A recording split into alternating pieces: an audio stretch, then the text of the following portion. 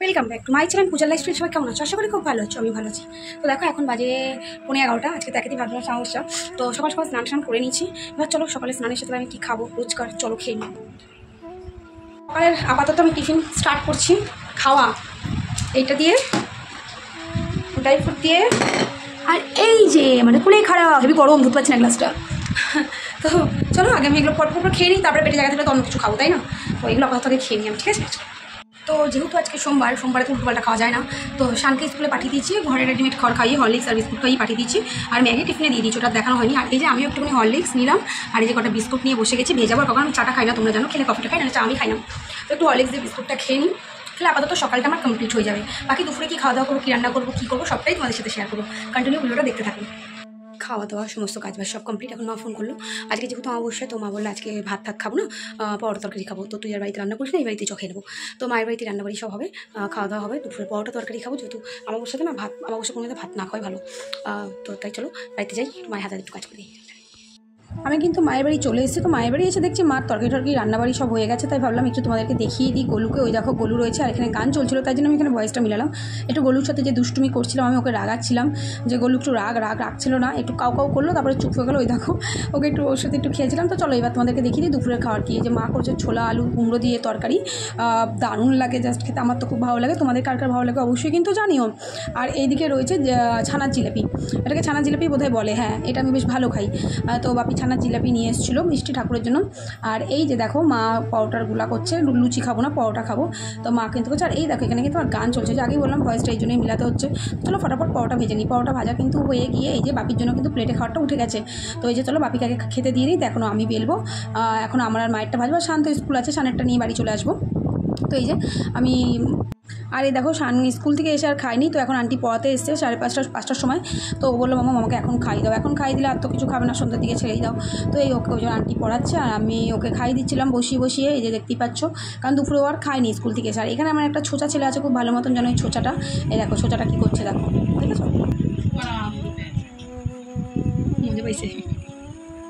এই চোরের মতন খাচ্ছিস কেন? হ্যাঁ কি? তো সন্ধ্যার টিফিনটা তোমাদেরকে দেখিয়ে দিলাম, শান্তি পড়াতে খাওয়াতে হলো। এখন কটা বাজে দেখবে, দেখো 7:10। ও এখন বেরোলো ছেলে আমার। তো দেখতেই পাচ্ছ 7:10 বাজে এখন। তো এখন 7:15 ক্লাস। এই সবাই রেডি হয়ে বেরোলো, মানে একটুও সময় নেই, একটুও ছিটে ফোটাও সময় নেই, মানে যে সেই সময় দিয়ে যেই করবে। তাই তাড়াতাড়ি করে খাইয়ে পড়তেই খাইয়ে দিলাম, পাঠিয়ে দিলাম ক্লাসে। এবার আমি খানিক করে একটুখানি একটা রিলস করি, তারপরে আবার আসছি লাইভে। তো এর মাঝখানে তোমাদের এই যে একটা জিনিস দেখে, এই ওয়ার্ড্রপটা দেখো আমার বাপি বানিয়েছে। তোমরা প্রত্যেকেই জানো যে আমার বাবা কাঠের কাজ করে। তো এই ভাবলাম এই একটা কাজ তোমাদেরকে দেখিয়ে দিয়ে, দেখো এটা পাটির বাড়িতে নিয়ে গেছিলো, কি সুন্দর করেছে না ওয়ার্ড্রপটা। হ্যাঁ আমার বাপি এই সমস্ত কাজগুলোই করে, তাই এখন আমি তোমাদেরকে ভাবি যে একটু করে বাবা যখন মাঝে সাঝে কাজ, মায়ের সাজে সবসময় তো দেওয়া যায় না, মায়ের সাজে আমার বাবার কিছু কাজ তোমাদের এখানে আমি শেয়ার করবো, তাই করে নিলাম। কালকের ভিডিওটা আমি আর এন্ড করতে পারিনি, কী ভিডিও করেছি ওইটুকুনি ভিডিও করে আর কিছু করতে পারিনি, কারণ প্রচণ্ড তোমাদেরকে বলছিলাম যে পিঠে কোমরে প্রচুর ব্যথা করছিলো, আর কেন করছিলো আই থিঙ্ক বুঝে গেছো ছাড়ো। তো তাই জন্য শরীরটা ভীষণই আজকে খারাপই লাগছে বলতে পারো। তারা বসে নিই, এখন আমি রান্না বসাবো। মুসুরির ডাল করবো, ভাত বসিয়েছি, চিকেন বসিয়েছি, আর কি তরকারি করবো দেখা যাক, সেটা তোমাদের সাথে পুরোটাই আমি শেয়ার করবো। ভাবলাম এই ব্লগটা একটুখানি কথা বলে এখানে এন্ড করা যাক, কারণ ব্লগটা অনেকটাই ছোট্ট কুটলি ব্লগ হয়ে গেছে। তো আমি অ্যাকচুয়ালি এখন আর দুপুর থেকে আসছি না লাইভে, তার কিছু কারণ থাকার জন্যই আমি আসছি না, কিন্তু রাতে আসছি তোমাদের সাথে যতটুকু যা আমার পক্ষে পসিবল হচ্ছে, যেটুকু সময় দেওয়া সম্ভব হচ্ছে আমি কিন্তু অবশ্যই দিচ্ছি, আর অবশ্যই দেবো। আমার ভালোবাসার মানুষদেরকে আমার একটাই মেসেজ দেওয়া, যে তোমাদের কারোর যদি আমার নাম্বারের প্রয়োজন হয়, তোমরা অনেকেই এসে বলো যে দিদি ভাই তোমার নাম্বারটা দাও। আমি লাইভে কিন্তু কন্টিনিউ আমি বলতে থাকি। আমি তারপরেও এখানে বলে দিচ্ছি, যাদের আমার নাম্বার লাগবে তারা আমার ইনস্টাগ্রাম বা আমার ফেসবুকে গিয়ে ফার্স্ট রিলসে কমেন্ট করো। আমার ফেসবুক প্রোফাইলের নাম পূজার লাইফস্টাইল, আমার ইনস্টাগ্রামের নামও পূজার লাইফস্টাইল। তোমরা ওখানে যাও, গিয়ে ফার্স্ট রিলসে কমেন্ট করো যে তোমার নাম্বারটা দাও, আমি দিয়ে দেবো, ঠিক আছে? আর আমার বন্ধুদের খুব টেনশন হয়ে গেছে যে দিদি নতুন মানুষ চলে আসছে, আমাদেরকে ভুলে যাচ্ছে। দেখ, প্রথম কথা, পুরোনো মানুষদেরকে কোনোদিন ভোলা যায় না, আর তোরা কোনোদিন আমার জীবন থেকে হারাসিনি, তো ভুলবো কেন?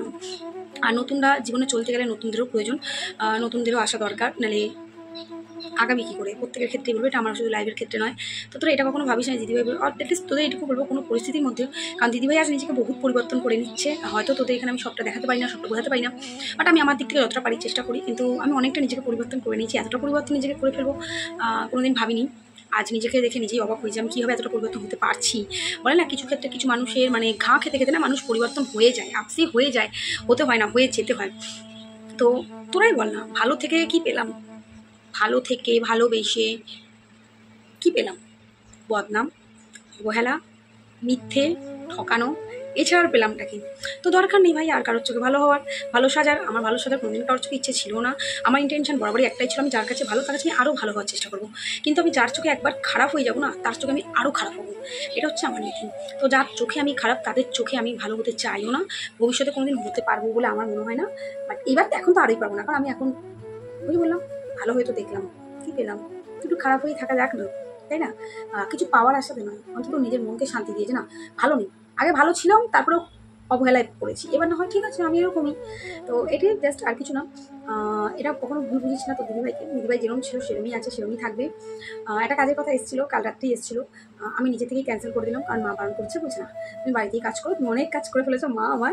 আমার যদি বাড়িতেই কাজ করো, মেশিনে কাজ করো, তোমাকে তো আগেও বলেছিলাম যে আমি বাড়িতেই কাজ করবো, মেশিনের সেলাইয়ের কাজ করবো। তো যাই হোক, কাকুর শরীরটা খারাপ বলে হট করে এখন জ্বরটার জন্য, যে কাকু মাল দেয় তার শরীরটা খারাপ হয়ে গেছে, জ্বরটার জন্য সে মালটা দিতে আসতে পারছে না, তার মাল কাটা হয়নি, তাই জন্য 2-4 দিন হয়তো লেট হচ্ছে। বাট মা বলছে না তুমি বাড়িতেই করো, তারপরে আমি আর তোমার বাবা আছে, তোমরা জানো আমি একাই। তো সেক্ষেত্রে মা বাবার যথেষ্ট হেল্প থাকে প্রচুর। আর মেয়েদেরকে তো মানে মেয়েদের মায়েরা যেভাবে হেল্প করে, আমার মতো প্রচুর করে ভাই, আমি এটা অস্বীকার করতে পারবো না। বাবাও প্রচুর হেল্প করে, কারণ আমার ছেলের খরচাপাতি তোমরা বুঝতেই পারো, সবটাই দেখো, সব কিছু ওপেন করা যায় না। কিন্তু কী বলো তো, আমার বাবা মা এত বছর ধরে আমাকে কিন্তু টেনে আসছে, এইভাবেই চলছি আমি। তো আমাকে তারা টানছে, আমার বাবা মা আছে, বিপদের দিনে আর কেউ পাশে না থাকলে বাবা মা কিন্তু থাকেই, বাবা মা কিন্তু কোনোদিন পাশ থেকে চলে যায় না। আর কারোর ওই শান্তিপুরি ভদ্রতা বা শান্তিপুরি দেখানো, ওগুলো না করে বোধহয় ভালো জীবনে চলতে গেলে। যেটুকু জেনুইন আছে, আমি খুব সামান্য একটা মানুষ, আমি আমার কাছে কী জানো তো, আমার কাছে দুটো মানুষ থাকুক, বাট জেনুইন থাকুক, আমার 10টা মানুষের দরকার নেই। আমার কাছে দুটো মানুষ থাকুক, আমার কাছে হয়ে থাকুক, আমার জেনুইন হয়ে থাকুক। আমার এই 10টা মানুষের ভিড় আমার দরকার নেই, আমার চারপাশে 10 জনকে নিয়ে ঘুরে বেড়াবো আমার প্রয়োজন নেই।